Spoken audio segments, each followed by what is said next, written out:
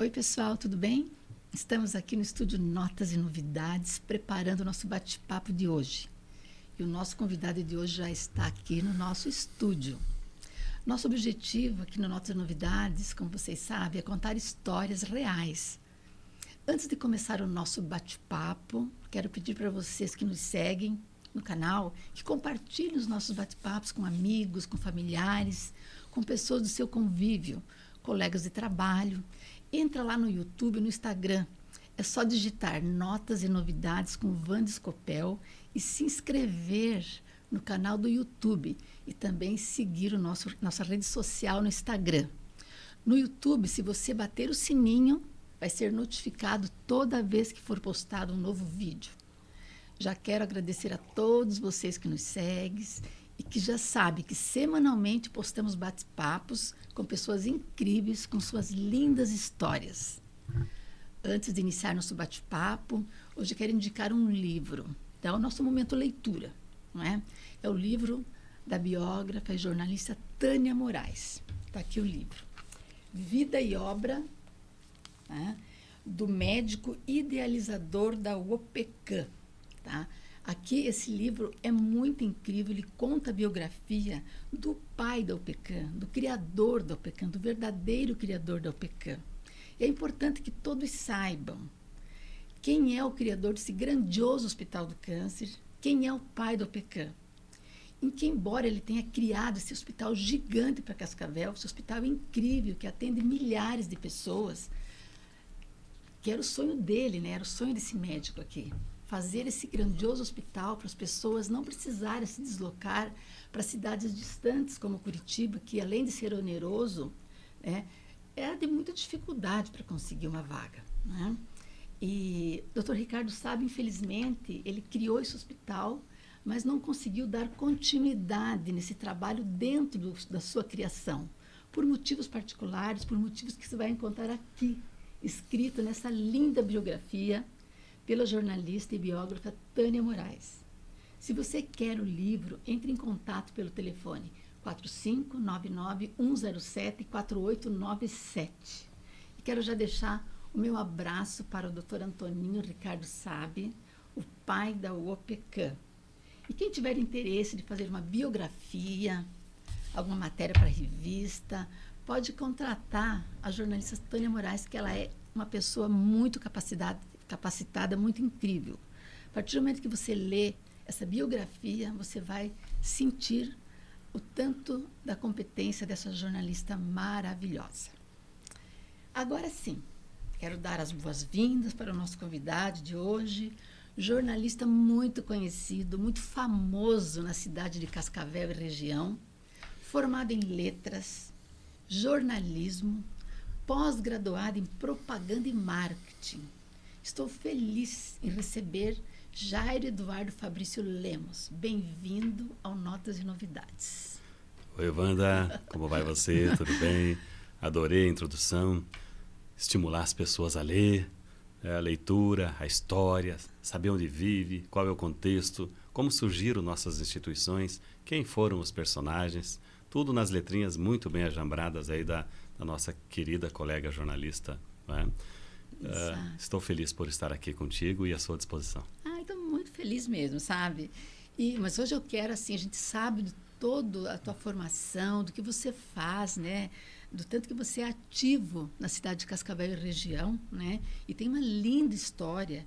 E eu quero saber, assim, a tua história, o teu começo, Jairo. Né? Porque isso é muito importante. Às vezes a gente está no auge, né, fazendo várias coisas já profissional, mas e o comecinho lá? Como é que começou tudo isso?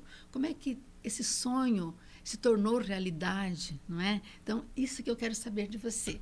Então, eu quero que você conte a sua história, o seu início, até chegar onde você chegou. Você que está sempre entrevistando pessoas, empresários, celebridades de Cascavel e região, trazendo notícia de tudo que acontece em Cascavel e região, sempre em primeira mão, porque eu acompanho o teu canal, acompanho o Pitoco, né?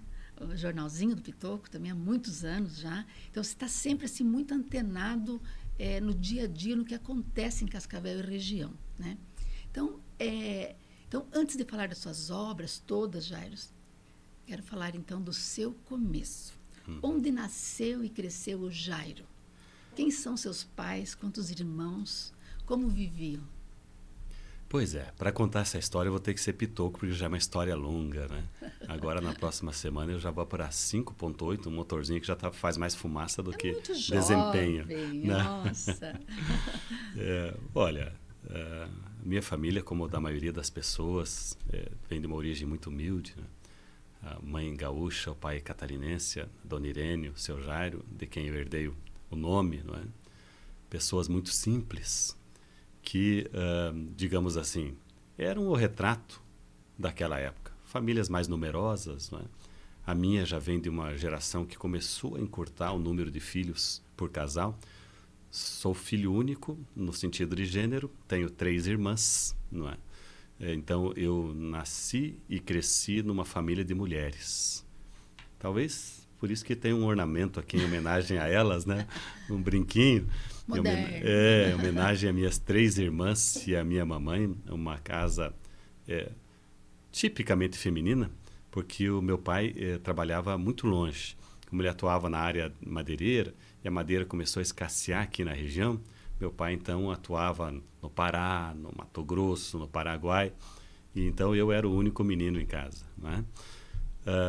Não sei em Cascavel? Morava em Cascavel? Eu nasci em Cascavel. Nasceu em Cascavel, isso. Ali perto do HU, quando a Avenida Tancredo Neves se chamava Avenida Foz do Iguaçu. Olha, novidade, não sabia disso. E ali naquela baixadinha perto do HU, foi ali que a gente nasceu, numa casa cedida pelas madeireiras. Era muito comum isso. A madeireira se estabelecia para beneficiar a madeira e tal, para laminar, e fazia casinhas pequenas para os funcionários. Meu pai era funcionário, então, de uma madeireira. E essas madeireiras reuniam muita gente. Eram pequenas comunidades, que você tinha lá 200 funcionários, 150, mais seus familiares. Constituía-se um núcleozinho urbano. Né? Quem conheceu lá a região do Mila, para sintonizar melhor as pessoas, perto de onde hoje está o Atacadão, né? Quase na mesma quadra, um pouco mais para baixo, era aquela região lá toda. Então foi ali que, digamos assim, aquele menos humilde diria, foi lá que estreamos, não é? E dali a nossa caminhada sempre foi naquela região, sempre foi. Aí vivemos muito tempo ali no Alto Alegre também, no bairro Alto Alegre, e é ali então que começa a minha história no jornalismo, sabe?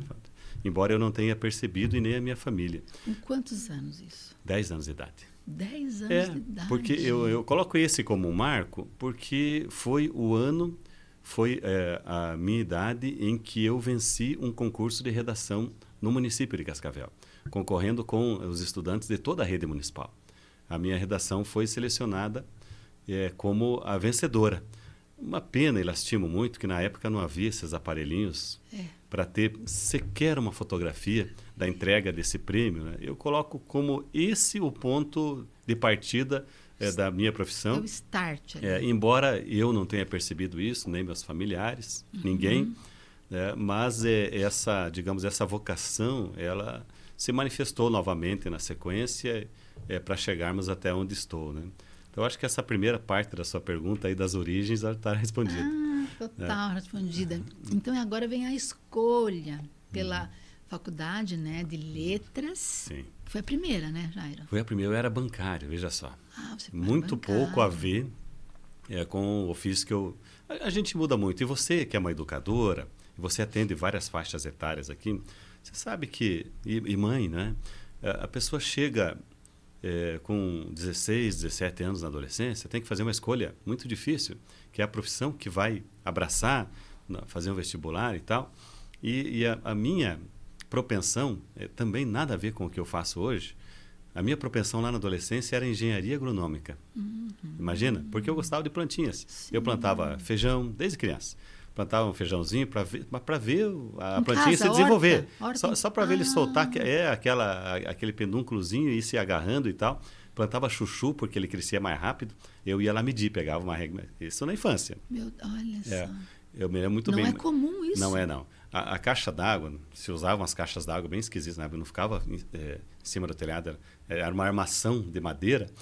E aí eu plantava ali embaixo o chuchu, e para ver ele se entrelaçar e crescer. E media. Todo dia eu ia lá com uma régua para ver quanto que ele evoluiu. E aquilo me levou a imaginar que eu gostaria dessa pegada aí, a agronomia. Mas não foi isso que aconteceu. Eu logo muito cedo, ainda na adolescência, fui ao mercado de trabalho como office boy, né, de uma empresa de material de construção. E ali fui pegando outros jeitos, outros gostos. Quando cheguei no banco, trabalhei pouco, né, mas trabalhei no banco, era a idade de fazer o vestibular. E eu não gostava de números, Wanda, não gostava. Tinha dificuldade com números. Inclusive no ensino médio tive dificuldades com números, quase fui reprovado. Na matemática tive muitas dificuldades.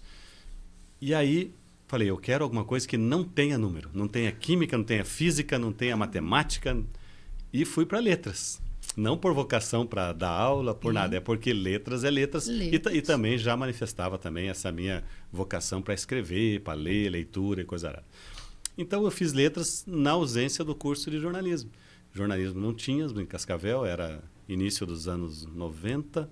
Só tínhamos na faculdade estadual lá de Ponta Grossa. E Festival? Não tinha Festival? Na Festival não tinha o jornalismo, né? A letras tinha. Letras tinha. E aí foi a opção que eu fiz. Provavelmente, embora eu não soubesse disso, mas provavelmente se houvesse a disponibilidade do curso de jornalismo, eu teria feito.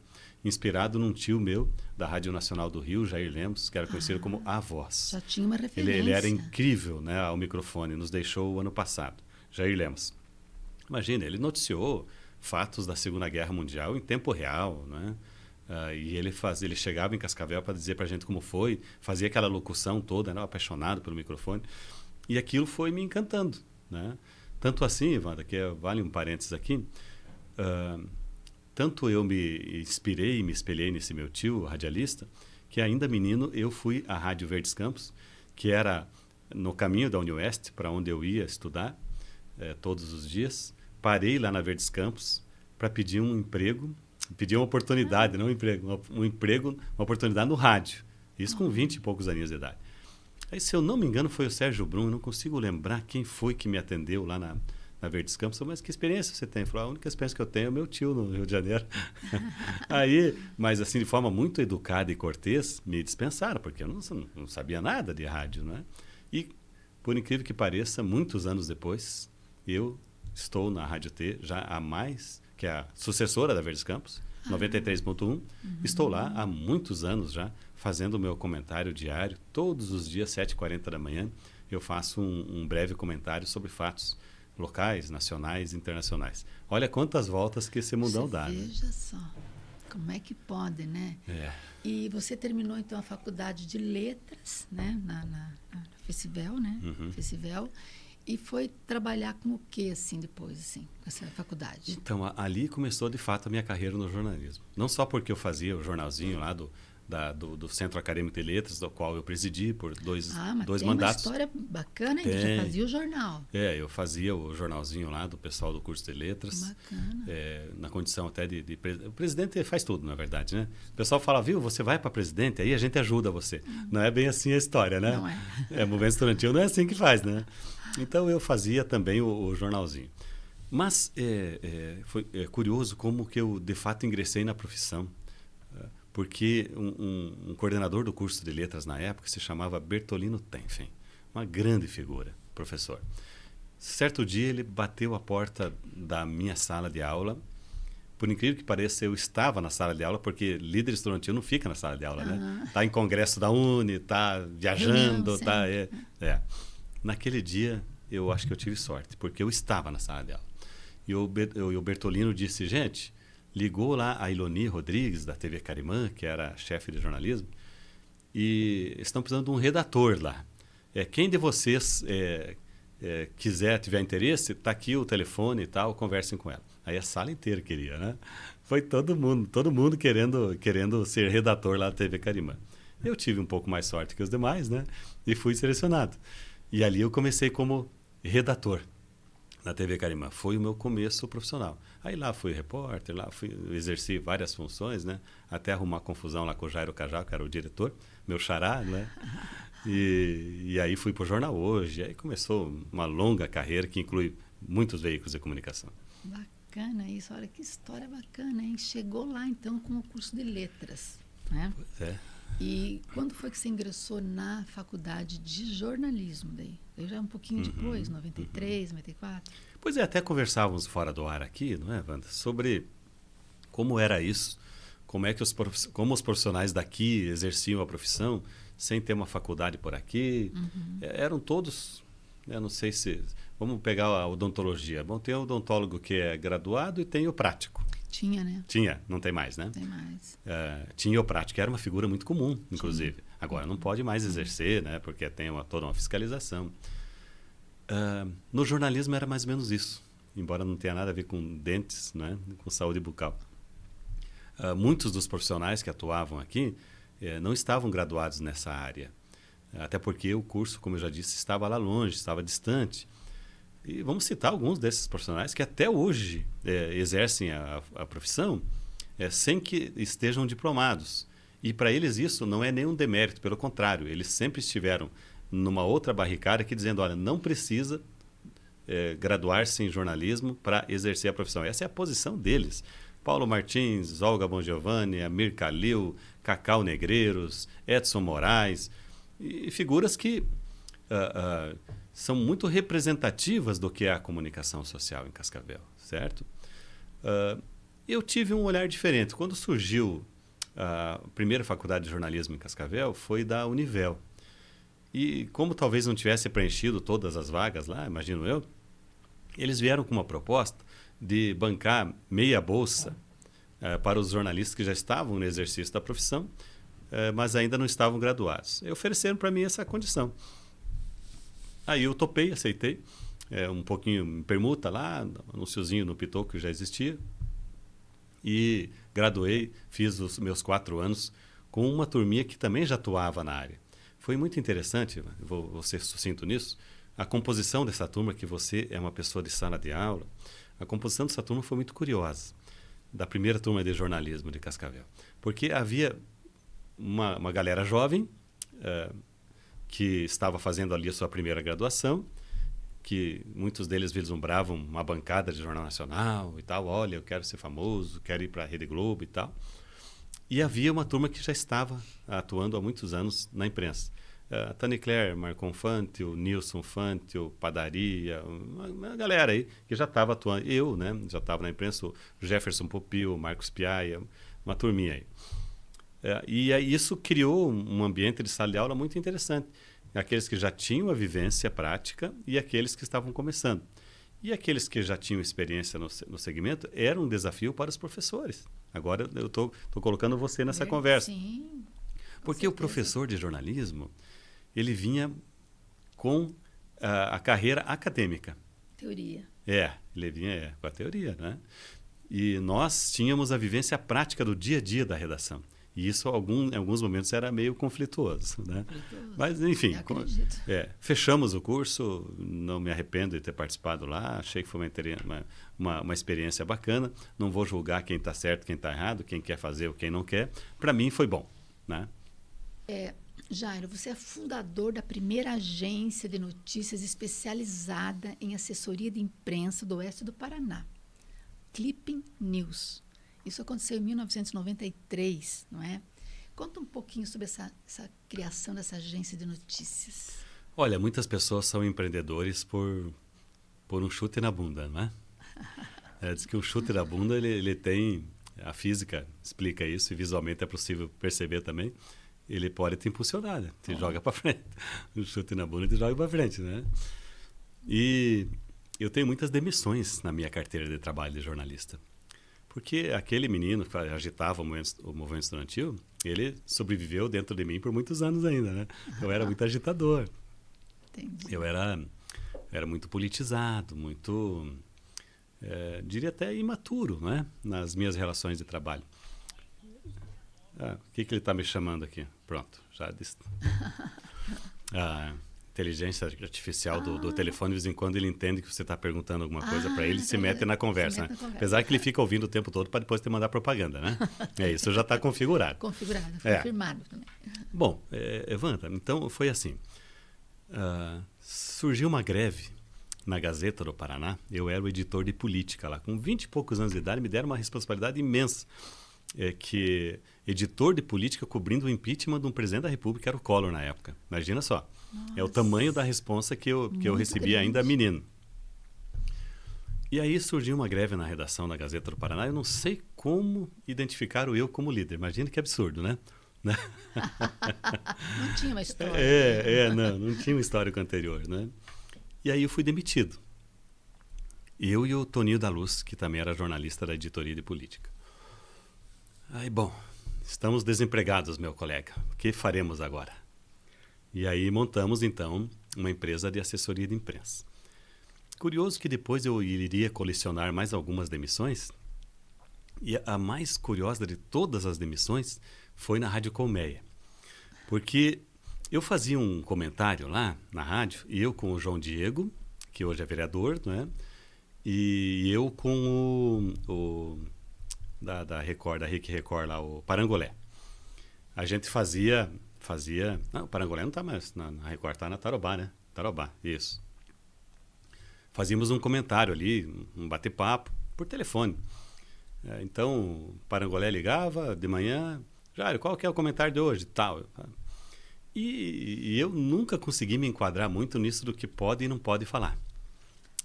O que pode e o que não pode, que tem isso na maioria dos veículos de comunicação. E eu sempre meio rebelde com as palavras, comecei a incomodar o Renato Silva, né?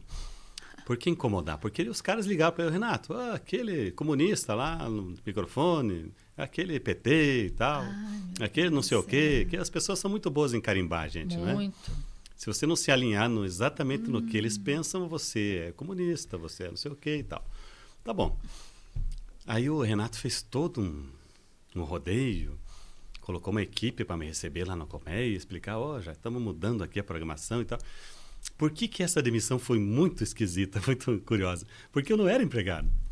Eu era apenas um colaborador voluntário, né? Então, eu já fui demitido muitas vezes, mas ser demitido sem ser funcionário foi a primeira. Né? Eu achei muito curioso aquilo. Essa foi interessante, né? Mas, enfim, voltando para a Clip News, nós montamos essa empresa para fazer assessoria de imprensa. Fazíamos assessoria para a MOP, a CAMOP, SEBRAE, políticos, enfim. Ecocataratas. Ecocataratas, muito bem lembrado, que era a rodovia das cataratas lá no começo. Nós ficamos os 24 anos da concessão fazendo assessoria de imprensa para eles. Nossa. E a gente cuidava, veja bem, Wanda, a gente cuidava de tudo que é ocorrência em 387 quilômetros entre Guarapuava e Foz do Iguaçu. Era nós que fazíamos toda a parte de imprensa. Um caminhão incendiou, não sei o que, atropelamento. Tudo era conosco. Então, de madrugada, o CCO, que era o Centro de Controle Operacional, ligava, interrompeu a rodovia lá em Santa Terezinha de Itaipu. Era nós que tínhamos que pular do berço, escrever um texto para as emissoras locais, tentar avisar o pessoal lá de que havia um problema na rodovia. Então, foi uma experiência muito gratificante, sabe? Interessante trabalhar com assessoria de imprensa. Hoje, quem faz isso muito bem aqui em Cascavel é a Contele, né? Das meninas lá que fazem assessoria de imprensa terceirizada. Um ou outro jornalista que faz meio assim, como um complemento de renda. Mas é uma atividade que nós nos afastamos a partir do momento em que, eu acho que é uma pergunta sua posterior, o Pitoco se consolidou como um veículo e nós passamos então a carrear todas as nossas energias para esse veículo. Exatamente isso. Eu já ia perguntar na sequência quando foi criado o jornal Pitoco. Como surgiu esse empreendimento, né? Você já contou aí. E qual é o objetivo do jornal Pitoco, tá? Ele tem uma frase, um slogan bacana lá de que você fala que não tem rabo preso com ninguém. O que significa isso? Não tem rabo preso com ninguém. O que significa isso? Que você pode falar tudo que você pensa, que não tem nada que alguém possa realmente falar de você, falar alguma coisa, ou coagir por contra daquilo que você fala, entendeu? Eu acho que as pessoas podem falar muitas coisas a meu respeito. Teve uma época que os PT não gostavam de mim porque eu estava criticando eles. Depois teve uma época que os patriotas não gostavam de mim porque eu não não lambia os pés do mito, né? Então eu tenho muitos problemas assim nessa área política por ter uma independência editorial sem alinhamento com mitos, né, com ídolos da política e tal. Tive alguns problemas nessa área.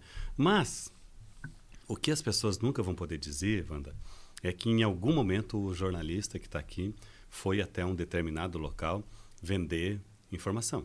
Dizer, olha, eu sei isso aqui a seu respeito. Quanto que vale essa informação? Então, digamos assim, para mim, o melhor diploma que eu tenho na minha vida é o diploma da ficha limpa no que diz respeito a essa prática da extorsão e do achaque, que em muitos momentos da história do jornalismo de Cascavel teve relevância. Tá? Então, desafio qualquer pessoa aqui no microfone, vai ficar gravado para a posteridade, a chegar e dizer, olha, o Pitoco me tomou uma grana para não publicar tal informação. E isso jamais aconteceu. Cometemos outros erros, como todo mundo comete. Às vezes erro de informação, erro de análise, exagero, excesso em algum verbo, alguma palavra, posso ter ofendido alguém. Com 30 e tantos anos de jornalismo, também não é possível que a pessoa passasse imaculada escrevendo todos os dias que não fosse cometer alguns erros. Não é? Eu assumo para mim os que eu cometi e pude pedir perdão, me desculpar com as pessoas que eu eventualmente tenha caluniado ou gerado um problema para as pessoas. Eu já fiz. Eu sou uma pessoa que se reconcilia com facilidade, mesmo aqueles que me ofenderam. Me reconciliei, hoje tenho poucos problemas. Vamos citar um exemplo, Paulo Martins. Paulo Martins foi bem, digamos assim, um caso que bem ilustrativo de como eu conduzo a minha vida pessoal. Uma certa ocasião, o Paulo Martins, deixa eu ver, fez um comentário no seu ponto de vista, né? Dizendo, olha, criticando uma coluna que eu tinha na Gazeta do Paraná, algum pressuposto que eu coloquei lá, dizendo assim, poxa, o Marcos Formiguera, que era o dono do jornal, né, o diretor, como é que se emprega um comunista desse, tal, e não sei o quê? Onde já se viu, o cara até brinco usa, eu já usava, com 20 e poucos anos de idade, já usava brinco. Acho que foi um dos primeiros meninos da cidade, né? Cara que usa brinco, onde já se viu e tal. Aí eu fui pro Cefrim, que era o diretor do jornal, e falei, Cefrim, eu quero um direito de resposta. Olha lá o cara me esculhambando lá na TV lá. E o Paulo também era colunista lá do jornal Gazeta do Paraná. Aí o Cefrim falou, então eu acho justo, então escreva. Aí eu escrevi um artigo, mas isso tudo infantilidade. Eu não devia nem ter rebatido isso, sabe? Se fosse hoje, não faria. Sim, sim. Aí eu coloquei lá, olha, se a sexualidade do Paulo Martins está na orelha, é mais um problema patológico dele. Nessa linha. Muito agressiva, né? Que eu não faria hoje. Sim. Depois, eu e o Paulo nos reconciliamos, nos demos muito bem, até respondemos um processo juntos. Ele me deu uma entrevista no Pitoco lá, destruindo o Salazar, que era o prefeito na época.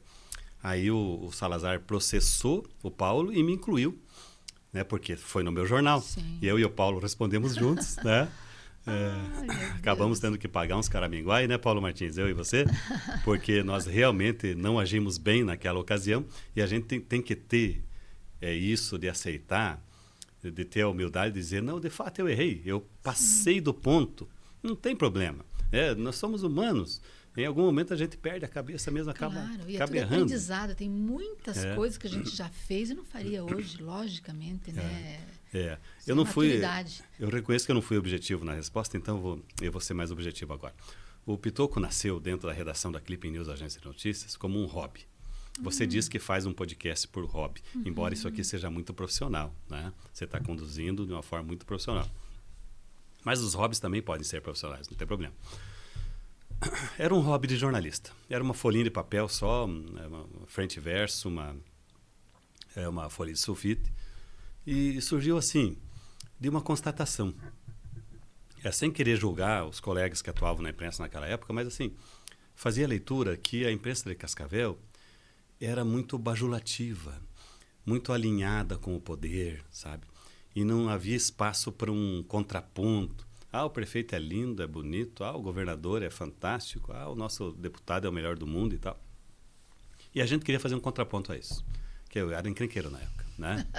Agora são menos. E esse contraponto a gente fez com essa folhinha de papel. Dizendo, e daí surgiu isso do sem rabo preso com ninguém, né? Porque não tinha vínculos com essas pessoas que, à época, mandavam na cidade. Parcialidade. Né? E a cidade de Cascavel era uma cidade cheia de porteiras. Vamos, assim, eu não tenho nenhum medo de dizer isso. Que porteiras eram essas? Pode entrar uma outra rede de supermercado? Não pode. Pode entrar um concorrente com não sei quem? Não pode. Porque os donos da cidade colocaram porteiras na cidade. Cascavel era uma cidade paroquiana mesmo, né? E a gente fez um enfrentamento a isso. E até hoje eu pago o preço por isso. Né? Até hoje tem algumas pessoas que me olham com certo... Essa questão do shopping aí também, né? Foi bem ilustrativa essa questão do shopping, né? E nós batemos de frente com isso naquela ocasião. Bom, então, resumindo a conversa, era isso. Era apenas um hobby de jornalista, porque o nosso negócio principal era assessoria de imprensa, mas, ao longo do tempo, o jornal foi se consolidando, né? E passou a ser o nosso principal negócio, nossa principal operação. Aí a gente largou tudo que tínhamos de assessoria de imprensa, saímos desse segmento e ficamos focados apenas no jornal. E depois surgiu a revista Aldeia, que eu sou cofundador, não é? E que ampliamos para um material já que podia receber anúncios publicitários mais elaborados, de página inteira e tal. E assim a gente seguiu até hoje, quando temos então a nossa revista própria do Pitoco, e o jornal circulando todas as sextas-feiras. Esse é o status que vem lá da edição 01 até o ponto de hoje. Para encurtar a história, né, Vânia? Não, porque sim. A história é comprida, são 28 anos de jornal. 28 anos, né? Então, imagina, esse jornal, ele circula já uma vida inteira, né? Todo mundo conhece. E Cascavel é região, né? É bom que você saiba que eu comecei bem novinho, tá? Porque senão as pessoas Bem começam a fazer novinho. conta de Não, cabeça, com sabe? 8 Olha, anos. vamos lá, ele tinha uns 8 40 anos. mais 28, Acho né? que Tá com 8, 68. não foi? 8 anos. Foi por aí. Então, eu queria falar assim, para você sobre essa questão de imparcialidade, parcialidade, né? Porque hoje em dia as pessoas estão muito radicais, não é? Eu vejo assim que se você não apoia fulano porque você é cicrano, é ou não é? Porque se você não apoia, por exemplo, ficou essa divisão de bolsonarismo e PT tão doentio isso, eu acho. Se você não apoia o bolsonarismo, você é petista, né? Então, assim, as pessoas são muito radicais, porque você pode não apoiar um nem outro e apoiar outro, não é? Então, assim, eu acho assim, muito doentio por parte das pessoas essa situação aí, né? Bom, eu ia falar que depois do jornal surgiu a revista, você já falou da revista, né? Que está em circulação, a revista é Magazine Pitoco, é isso? É Pitoco Magazine. Pitoco Magazine, né? Que eu também já fui capa. Foi. Nos honrou com a sua presença lá. Foi verdade. Capa, sim. Tá. E qual o seu papel dentro desses empreendimentos, assim, jornal e revista? Né? Assim, você faz edição, você faz a matéria, você faz meio tudo, né, Jairo? No jornal eu tenho uma participação maior. Digamos assim, 90% dos textos que estão lá são produção próprias minhas, focadas sempre em questões locais, às vezes com algumas conexões nacionais e tal. Mas a gente faz muito, a gente procura fazer bem feito aquilo que está no nosso quintal aqui, sabe? Tem aquela frase, se queres ser universal, conheça a sua aldeia. Em outras palavras, ô jovem, você quer transformar o mundo, comece arrumando o seu quarto, né? Que tal, não é? Arrumando a sua cama, não é verdade? Olhando para o seu jardim. Temos o entendimento que, dali a pouco, um buraco na rua da Cascavel tenha mais interesse no nosso público do que um tropeço do Papa lá numa escadaria do Vaticano, certo? Essa leitura, é você ter um segmento para atuar. Eu não posso competir com as Big Techs. Facebook, Instagram, Twitter. Não há como competir com esses caras. Não posso competir com a Folha de São Paulo, Estadão, Jornal o Globo, com o Jornal Nacional. Não. No entanto, eles também não irão focar seus olhos no que acontece numa cidade do interior do Paraná, que é Cascavel. Salvo quando cai um avião, quando tem uma tragédia e tal. Então, há um campo para o jornalismo local. E é o que nós fazemos. Então, para mim, me interessa muito os assuntos que são atinentes à nossa cidade e à nossa comunidade. Esse é o segmento que nós escolhemos para atuar. E aliás, é o último e o único segmento que nos restou, dado o tamanho dos competidores que eu já apresentei aqui. Claro. Isso a gente procura fazer bem feito. É o nosso caminho e isso que nos levou à liderança do mercado. Lideramos em número de assinantes, lideramos em número de leitores, né? E temos um trabalho muito consolidado depois de 28 anos de muito trabalho. E de grande credibilidade, né? Isso é muito importante. Felizmente. Né? Você falou da polarização, ela realmente é uma coisa muito chata, porque você tem aqueles corneteiros, que são pessoas que foram doutrinadas de um lado ou de outro, que elas estão toda hora procurando nas letrinhas que você coloca alguma pista, se você está de um lado, se você está do outro. Aconteceu agora com o Papa, com a escolha do Papa. Sim. É preciso carimbar. Tem que pôr um carimbo. O que é? É progressista ou é conservador? É esquerda ou é direita? Isso é uma grande bobagem. Isso é uma nuvem de fumaça de manipulação que limou o espírito crítico das pessoas, imbecilizou grande parte do eleitorado, tornou as pessoas agressivas, dividiu famílias. Intolerantes. Então, assim, é um momento ruim que nós estamos vivendo. Daí, quando você escolhe radicais, como foram escolhidos nos Estados Unidos, é no que dá. Veja o que aquele sujeito está fazendo. Meu Deus. Arrumando encrenca com aliados históricos. E está lá no livro do Yuval Harari, já que você fez uma indicação, eu vou fazer uma também de livro. Leiam a trilogia do Yuval Harari, escritor israelense. Principalmente o primeiro livro dele, que ele fala da história, da trajetória dos Sapiens, né? A breve história da humanidade, acho que é assim, Sapiens, uma breve história da humanidade, se eu não estou enganado. Em que ele mostra, lá da pré-história até aqui, que a humanidade ascendeu, cresceu, subiu, progrediu quando colaborou. Quando houve espírito colaborativo entre tribos, entre nações, entre raças, foi o nosso auge, foi o que nos trouxe até aqui. Tá? Toda vez que dividiu, nós tivemos grandes problemas. Perdas imensas. Basta voltar. Essa semana fez 80 anos da derrota da Alemanha nazista na Segunda Guerra Mundial. Fez 80 anos isso. Até hoje há cicatrizes e dores desse advento. Nossa. Então, quando você deixa de colaborar, só existe um jeito, que é o confronto. Tem uma frase muito famosa que diz assim: tem tarifa alta, tem barreira tarifária. Onde não passa o navio com container, passa o navio de guerra. Onde não passa o caminhão com mercadoria na fronteira, passa o tanque de guerra. Ou seja, a resolução para isso é na arma, é no tiro, é na morte. Então, esses líderes mundiais, eles não desceram do céu nem subiram do inferno. Eles foram eleitos por pessoas que entenderam que é na pancada que se resolve as coisas. Então, eu acho que o Brasil tem uma oportunidade ano que vem, uma nova eleição presidencial, de eleger alguém mais comedido, mais moderado, alguém que rompa com essa polarização, alguém que diga, gente, vamos olhar para frente, vamos juntar todo mundo. Tá? Isso parece utópico, mas quando eu digo juntar todo mundo, não é todo mundo pensar igual. É assim, terminou a eleição, temos um vencedor, vamos ver no que a gente pode somar lá naquele projeto. Tá? Vamos ver se algumas das nossas ideias podem ser acatadas lá, vamos tentar compor. Tá? Tem que ter oposição? Tem que ter oposição, mas uma oposição proativa e... sadia. Meu Deus, gente. Claro, uma oposição que seja construtiva. Não jogar total. Isso para destruir, jogar por quanto pior, melhor, para eu ganhar a próxima eleição. Atualmente está acima a disputa. Né? Doentia. É um momento difícil, mas bem difícil. Tem que ser superado. Não sei como é que vai ser para ser superado isso, mas está complicado. Viu? As pessoas estão muito radicais, extremistas extremista ao extremo. E houve um trabalho, assim, Wanda, de descredibilização da imprensa profissional, porque a imprensa profissional não se alinha, né? Não diga, esse é meu mito, aquele é o pai dos pobres, aquele... Não, a gente não se alinha, não bajula. Aí houve isso de, olha, bom é o tiozão do Zap, aquele é que sabe, né? Aquele que sabe trazer a notícia, né? Que é uma notícia que a gente sabe, está ali.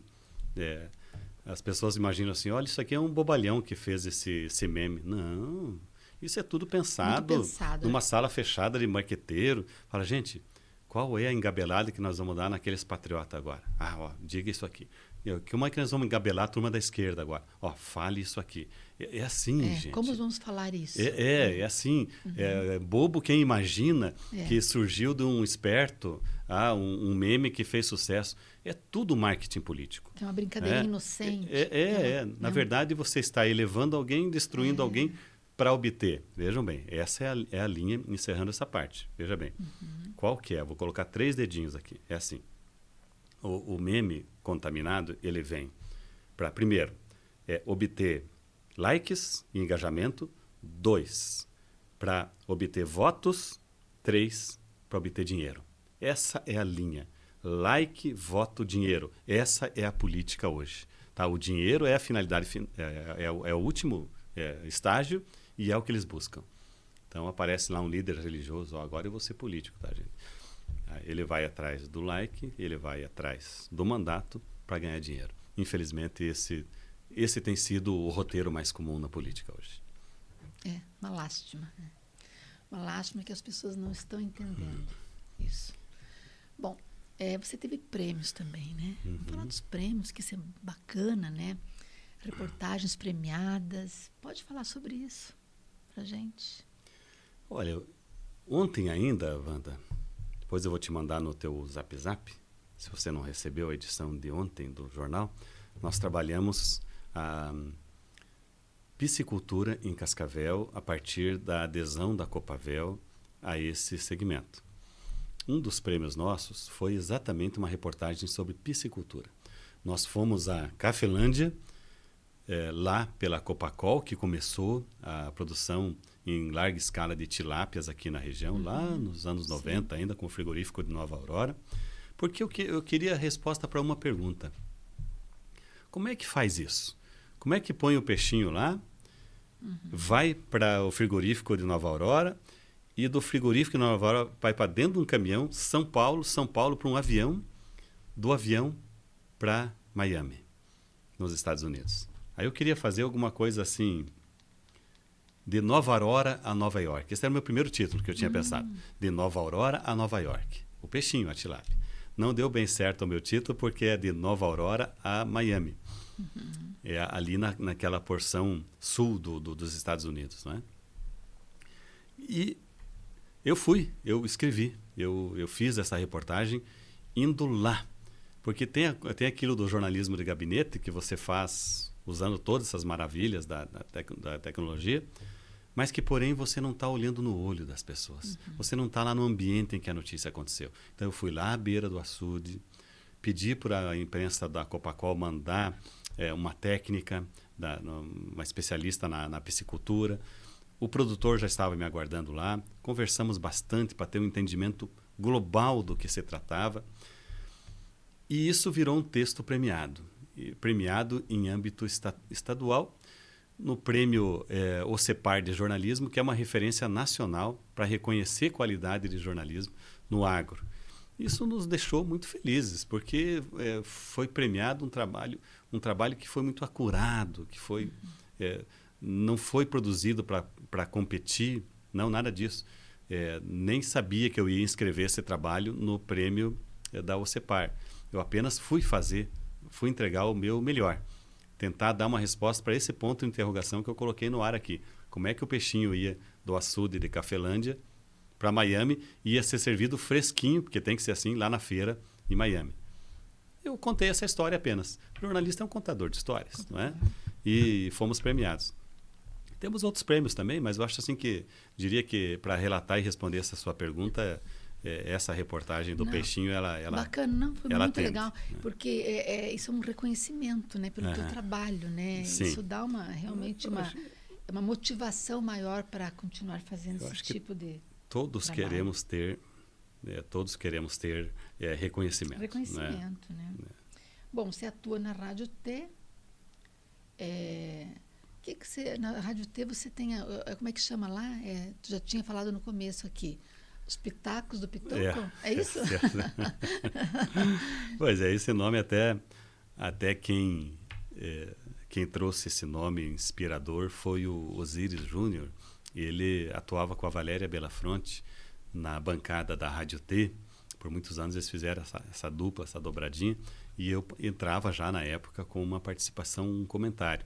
Um breve comentário, 7, 8, no máximo 10 minutos, na melhor hora do rádio, que é a hora que as pessoas estão ao volante, levando as crianças para a escola, se deslocando até o seu local de trabalho. É um horário de muita audiência do rádio, é um horário nobre do rádio. A pessoa está ali, liga o radinho do carro e vai acompanhando. E aí o Osíris veio com essa história, ó, está no ar o Pitacos do Pitoco. Teve uma inspiração lá. Muito E aí legal. virou o nome da minha participação, que perdura até hoje já há mais de 10 anos. Eu disse para você, eu tenho uma inspiração do rádio que vem lá do meu tio Jair Lemos, que trazia esse ambiente do rádio. E quem está atuando nesse segmento não quer sair porque é apaixonante mesmo. O rádio é aquela comunicação instantânea, é aquela reação imediata. Eu termino a minha participação, o pessoal começa a entrar no meu WhatsApp aqui, todo mundo sabe meu telefone. Ô, Pitoco, fale disso também. Ah, esse comentário é assim, outro já tira um sarro. Ó, Pitoco, agora você exagerou, aqui você errou, lá você acertou. E eu interajo com todo mundo, agradeço a participação.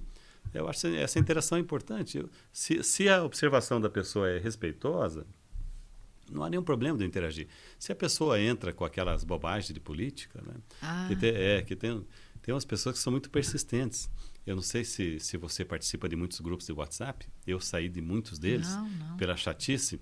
Mas, assim, algumas pessoas todos os dias estão mandando uma mensagem política no grupo para doutrinar a galera, ou para jogar contra determinado grupo, ou para jogar a favor. Exatamente. Eles são muito persistentes, né? Parece que a vida deles se resume a isso, não é? Isso. Eles não conseguem enxergar outra coisa que não seja bater em alguém lá da política ou louvar alguém. Ou seja, é aquele processo permanente de doutrinação. Sim, ou você tem que estar de um lado ou tem que estar do outro. Né? E essa pessoa não percebe, sabe, essa pessoa lá do grupo do WhatsApp não percebe que está sendo inconveniente, chato, né? As pessoas olham e falam, nossa, esse cara adoeceu, esse cara está doente, não é possível. O cara é monocrático, ele só tem um assunto, ele não consegue mudar, ele não consegue sair disso. Só doentio, né? É doentio, lastimável, entendeu? Sim. Meu Deus, nem faço parte de grupos porque não gosto dessa doutrinação, não é? Então, não é saudável para mim. Não é saudável. Isso. Maravilhoso, contou sua história aqui, gostei demais, mas eu quero saber mais ainda. Como que é o dia a dia do Jairo e do Arthur? Fora da revista, do jornal, o que o Jairo gosta de fazer? Que pergunta bacana, né? A gente sai dessa coisa tão densa, desses assuntos que algumas vezes se tornam chatos, não é? Para humanizar a conversa, né? Parabéns pela sua condução. Acho que a gente tem que ter sempre esse espaço de humanização. Eu sou uma pessoa muito leve, sabe, Wanda? Para brigar comigo tem que se esforçar muito, tá? Uma das minhas atividades preferidas é pegar a minha pet, a minha cachorrinha, a Luna. Ela é uma miniatura de cachorro. Eu coloco ela numa bolsa que tem todos os aparatos para ela respirar, tem ali os espaços, tem uma bolha para ela enxergar. Coloco ela nas minhas costas e saio pedalar com a cachorrinha, né, com a Luna. Ou na minha bike ou na minha scooter elétrica. E a gente sai passear e rodar a cidade. Esse também faz parte do meu trabalho, porque eu sou um observador da cidade. Em todo ponto da cidade pode haver uma notícia que está escondidinha ali, que alguém não viu, né? Mas é um passeio que eu faço todo santo dia. Todo dia, se as pessoas que atentarem vão me encontrar ali. Vão encontrar um sujeito. Não tem muito esse de hora, sabe? Eu sou patrão, né? Já viu, né? Eu tenho que entregar o jornal toda semana, certo? Mas eu faço meus horários. Então, mas é mais comum que seja no final da tarde, mais comum que seja na primeira hora da manhã, que eu faço esse passeio. E sou um observador, então eu fico olhando, eu gosto muito da arborização urbana, né? Eu sou um plantador de árvores desde sempre, né? Então, o que veio lá no pezinho de feijão, que eu contei para você lá da infância, que veio lá do chuchu, que deu o brotinho e eu plantei e eu ficava medindo, isso permanece em mim. Até eu tenho comigo que jamais devemos permitir que os tempos nublados, trovejantes, apaguem aquele menino e aquela menina que está dentro de você. Tá? Jamais devemos permitir que se extingua isso que vem da pureza da infância. Por mais que as pessoas possam dizer, você é um ingênuo, você é um utópico, não tem problema. Os carimbos existem, você acata eles ou não, não é? A sua vida, quem tem que ter o mando sobre ela é você.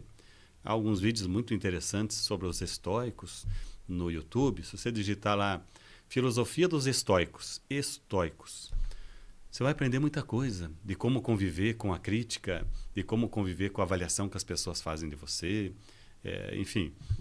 E eu sou muito disso do pensador, sempre fui assim. A minha cabecinha sempre, desde o tempo que eu fazia uma coisa muito feia, mas muito feia, que era caçar passarinho. Muito feio. Era cultural na nossa infância, era cultural. Nós éramos caçadores, nós éramos predadores. Né? A única boa lembrança que eu tenho dessa época é que eu pude conhecer todos os pássaros. E hoje eu sou um apreciador de pássaros. Inclusive sou um cultivador de pássaros livres, né? Que é uma outra conversa muito comprida. Mas, enfim, hoje se aparece um pássaro ali naquele galho daquele quadro que eu estou vendo ali na árvore, eu sei dizer o que é, só pelo canto. Isso foi um legado da época. Mas quando eu fazia essa atividade feinha, que Deus livre, de criança de caçar passarinho, eu já tinha uma mente muito, muito ativa, que é uma atividade muito solitária. Né? Caçar passarinho é uma atividade muito solitária e feia. Mas a minha cabeça estava a mil. Eu ficava sempre elaborando. E até hoje eu sou assim. Estudei todos os grandes filósofos. Né? Conheço muito da história. Sei, por exemplo, sou um cara muito ligado na Segunda Guerra Mundial. Tudo que se me perguntar sobre a Segunda Guerra, eu sei te responder. Modéstia à parte. Né? Não que eu seja melhor que ninguém, mas porque eu estudei, eu fui atrás. Assunto que você gosta, você fica olhando, não é verdade? Sim. Então, esses passeios que eu faço hoje com a minha querida pet aluna, eu estou sempre também conectando essas coisas. Né? E algumas dessas ideias vêm para dentro do jornal. Onde ninguém viu uma notícia factível, não porque eu sou melhor, novamente eu digo, mas porque eu estou atento àquilo, eu trouxe para dentro do jornal. E vou citar um exemplo da edição agora de sexta-feira. Eu passei na frente da galeria de ex-prefeitos de Cascavel, lá na prefeitura, olhei aquilo e falei, aqui tem uma pauta. Que pauta é essa? Cadê as mulheres? Cadê a mulher prefeita? Cadê a mulher vice-prefeita? Cadê a deputada? Não tem, não existe na história. Pedi para o Vanderlei fotografar aquilo, o Vanderlei da prefeitura, que fez uma gentileza para mim, me mandou a foto e eu construí um texto em cima daquilo. Olhem bem para essa galeria.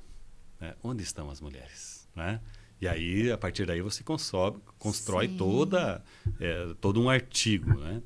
Então, a minha vida pessoal é muito isso. Aí eu sou um esportista também, eu jogo tênis de mesa, eu faço bike, eu faço futebol 2 vezes por semana, né?